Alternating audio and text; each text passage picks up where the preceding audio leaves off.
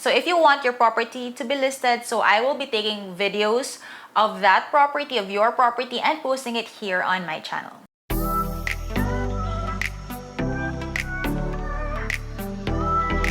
Hey guys, Alex here. Welcome back to my channel, a channel about real estate, personal finance, and business. In today's video, I will be sharing with you my entire listing process. So if you are someone who's planning to sell a property, then watch this video first. So there are 5 steps that I follow when listing a property. First, set a meeting with the property owner or their representative or attorney, in fact. So this first step is crucial because listing a property is an agreement between the broker and the owner. It doesn't have to be a personal meeting, as a lot of sellers that I work with are based abroad. So for the sellers who cannot meet me in person, I set a meeting with them via Zoom wherein I discuss the listing process, my scope of work, the marketing strategies that I'll be implementing, and what the standard broker's fee is.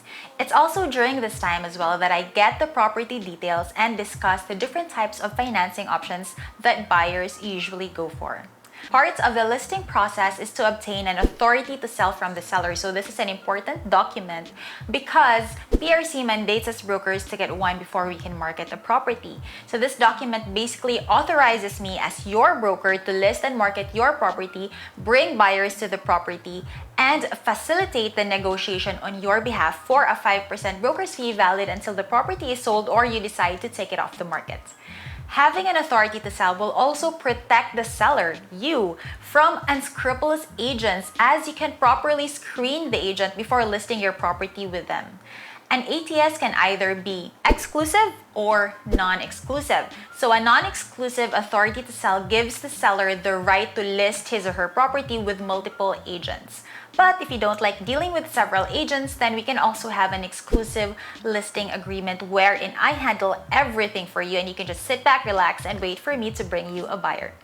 So what do I usually discuss with my sellers? First, I get the property details. For example, if it's a house and lot, I note down the location, floor area, lot area, number of bedrooms, year built.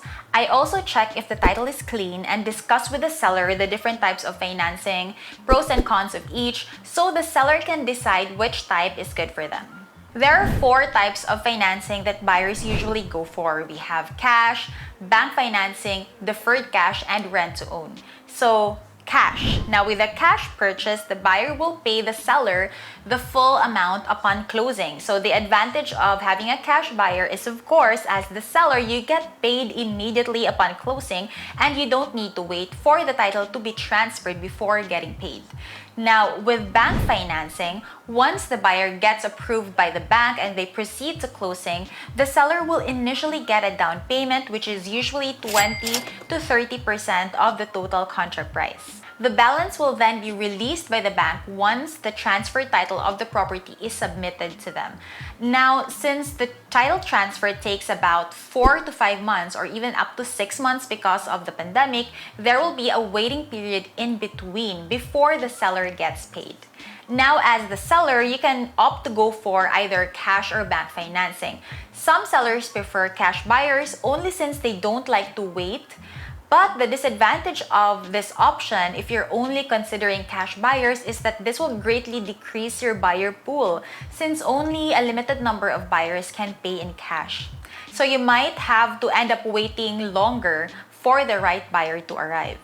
Now, with a deferred cash payment, you take the total contract price of the property and divide it into X number of months or years. So the term will depend on the agreement between the buyer and the seller. So I had a transaction last year wherein I sold a 3.5 million house in Westwoods, and the financing option used and agreed upon by the buyer and seller was deferred cash. So the buyer paid 1 million upon closing, another 1 million after a month, and the balance of 1.5 would be paid after 3 months. So usually for deferred cash payments, it has a term of less than 6 months, mainly because the sellers don't like waiting more than 6 months to get paid.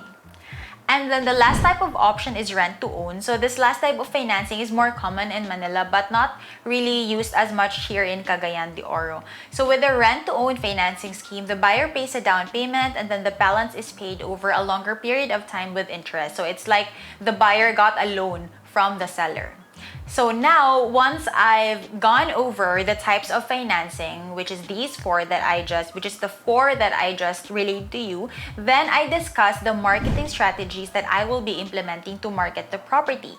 So there are two main types of marketing strategies that I use, and they are offline marketing and online marketing. So for offline marketing, I contact my existing client base who I think would be interested in this new listing. I offer it to them. I also share the listing with a team. So we have a team. Truly Wealthy Realty is composed of a lot of agents and brokers. So it's not just me. I work with other agents and brokers.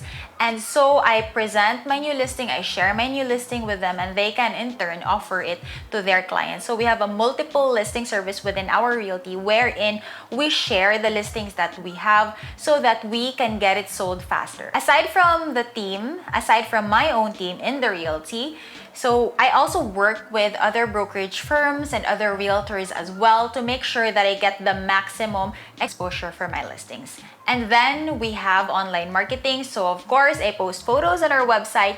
We have our own website, trulywealthyrealty.com, post on ad property sites, social media, I have them all, Facebook, IG, LinkedIn. I also do video tours, and I also post the video tour of that property on my vlog. So if you want your property to be listed, so I will be taking videos of that property, of your property, and posting it here on my channel. I really do a lot of online marketing because, the internet allows us to reach people from all over the world, and we can really show them our listings.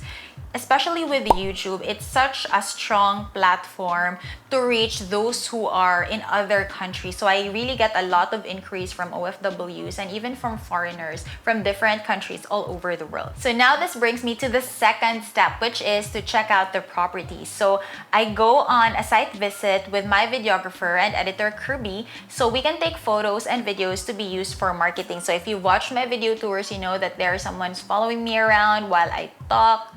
So that's Kirby, and he's really very good in taking photos and videos and also in editing them. So the photos are uploaded in my different social media platforms that I just mentioned and on ad property sites. So the video tour is then uploaded, as I mentioned, on this vlog. Many of my clients are not in Cagayan de Oro, so having good photos and videos is a very effective way to showcase the product, which is your home. And the third step is then to bring buyers to the property. So after watching the video tours, after checking out the photos, of course, buyers will still want to actually go to the site. So once I've implemented these marketing strategies and then I get inquiries from interested buyers, some inquiries then lead to property tours. So it will be part of my responsibility to take interested buyers to go see the property. So if the buyer or the representative, in case the buyer is not here, if they like it, then the next step is to make an offer.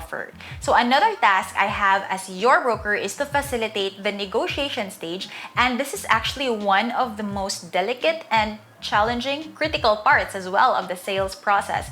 It's challenging because no two negotiations are the same. Every negotiation is different because you will be dealing with two different people, the buyer and the seller. The timing is different, the situation is different, the property is different. So as a broker, I have to be careful during this stage to relay the complete and to employ different negotiation strategies to ensure that it will lead to closing. And then the fourth step, once both parties have come to an agreement and due diligence has been completed, the fourth step is to facilitate closing. So I put my clients in contact with a bank loan officer and attorney, and I ensure that all documents are in order before we meet for closing.